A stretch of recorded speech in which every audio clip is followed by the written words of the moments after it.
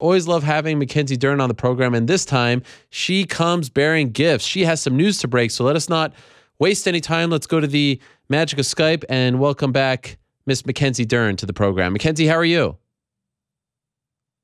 Hi, I'm good. How are you? I'm doing great. Well, there's a lot going on in your life, as always. 4-0. You won a fight since the last time we spoke. You defeated Mandy Poke. Great performance. Knocked her down, submitted her. Great stuff. But some news here. So let's, like I said, not waste any time. What do you got for us? What's the news? I scheduled the next fight. I'm going to fight again. So hopefully I can go to 5-0. And this time will be with Invicta on December 8th. So wow. I'm really excited about this. It'll be on the UFC Fight Pass, So I think it's just going to keep growing. I think it's the next step. So I'm really excited. And they will be at 115 again. So we're going to go to make that weight cut, So. Oh my. Okay. Wow. There's a lot here. And do you have an opponent for this fight in Invicta? Your first fight for Invicta?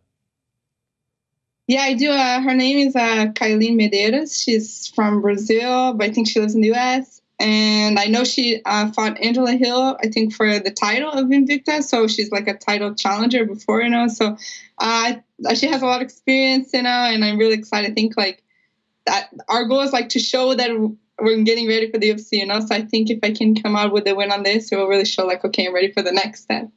Now, why did you leave LFA? Was your contract done with them?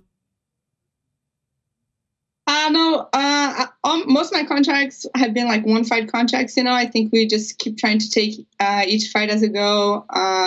Always open to whatever comes, if I had a fight in Japan or an offer in Brazil or wherever, So every fight is just one-fight contract, So now just Invicta seemed to be the best opportunity. Was that we kind of wanted to have not a hard opponent, but a more challenge, So we kind of want to LFA title fight, or to go to something that, fight against someone who's fought for a title before. So Invicta gave us that opportunity, and I wanted to get another fight in, go straight into a camp again, So Invicta seemed to be the best opportunity, and of course to be on the UFC Fight Pass, I've been on Access TV, so it's great.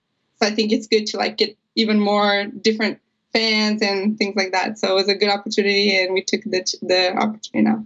So after your fight in LFA, when you defeated Mandy Poke, did Invicta reach out to you and say, we want you? Because you always kind of felt like a great fit for Invicta.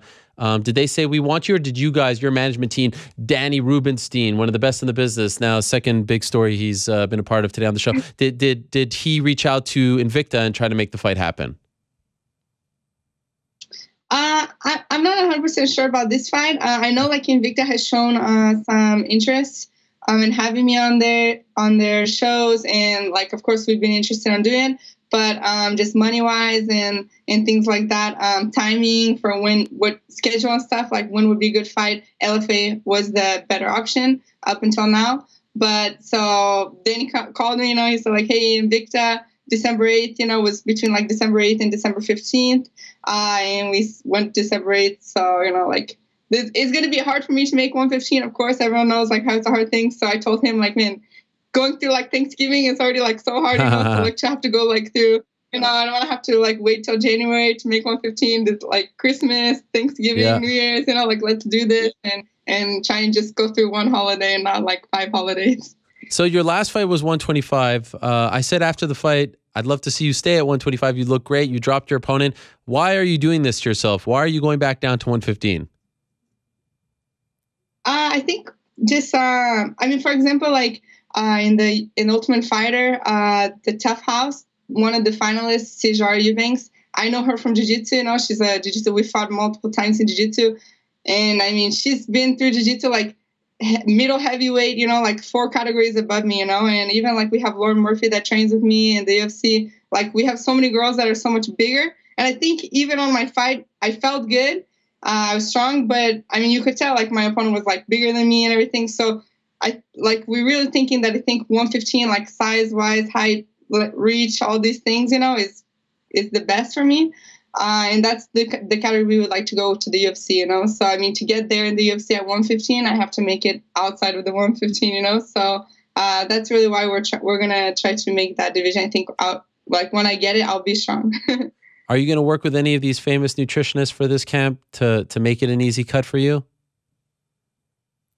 No. Okay. All right. All right. Do you feel like there's a lot of pressure? Like this is your last chance to prove to people that you can do this? Yeah, for sure. I definitely feel like this is like a big pressure. Like mostly the weight cut, but also too just with my opponent. You know, she's done like a title challenge title against Angela Hill, who's in the UFC. She did the title for Invicta. You know, so I think like this is going to be one of my biggest opponents yet. You know, from what I know, she's like good at everything, you know, like I don't know if she's like a great at one specific thing, you know, like I come from jiu-jitsu, so like that's my base thing. I don't know if she's like has one great thing, but from what I know, she's like really just all around good at everything. So I think this is going to be like the biggest challenge for me so far, and of course like the weight cut, you know, so I really feel like all the eyes are on me, you know, like let's get this down, you know. It's like kind of one of the last opportunities to be able to do this, so I don't want to mess it up. By the way, were you happy with your performance against Mandy Poke? You know, I had mentioned that I thought that your striking had improved, and then everyone jumps down my throat and says, "Oh, the striking's so good. Her chin is up. She's swinging wildly," forgetting maybe that this is just your 4th professional fight, no amateur fight, so it's not really fair to compare you to someone who's been doing this for years. But how about yourself, assessing your own performance? Were you happy with it? Yeah, for sure. I'm happy, you know, like you always have things to get better. You're never like 100%. Like, you know, I'm not Floyd Mayweather, you know, I'm not, you know, some, you know, crazy striker. I'm a jiu-jitsu person, so always like even I wanted to get like a knockout, but my straight like reaction was to go to the choke, you know. So of course, like I see lots of things that I need to get better.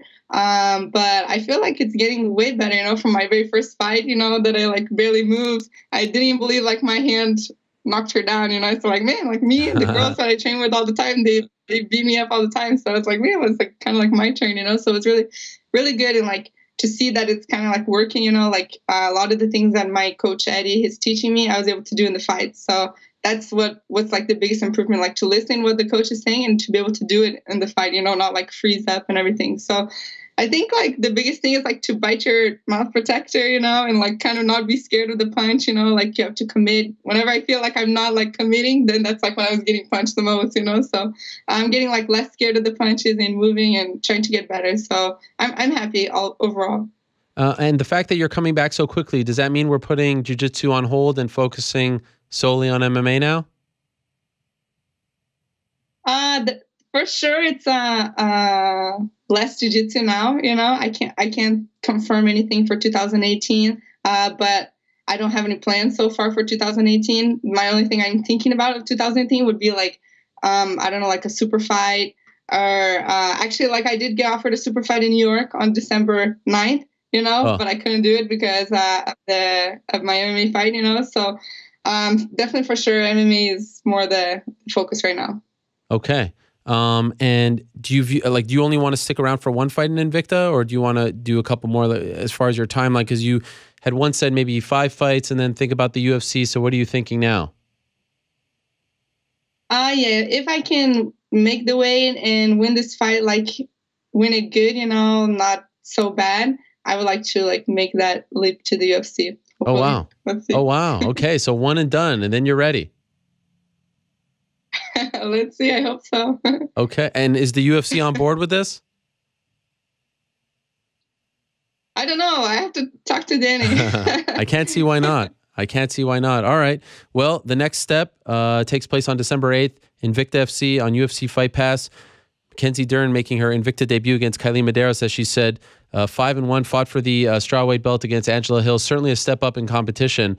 I am looking forward to it, and it's an interesting time for women's MMA, certainly for the strawweights and the flyweights with The Ultimate Fighter, and I'll get into that because that is a part of Women's Week on UFC Fight Pass. I'll run down the whole lineup, but I won't make you stick around for that. So thank you very much, Mackenzie, for coming on the show, breaking the news, informing us, and best of luck to you in your Invicta debut. Can't wait for it. And of course, before the fight, good luck making 115. We're all pulling for you, and hopefully it goes very easy, smoothly, and without any hiccups. Yes, thank you so much, Ariel. You're the best. All right. Thanks for having me. All right. Thank you so much. There she is, Mackenzie Dern, stopping by.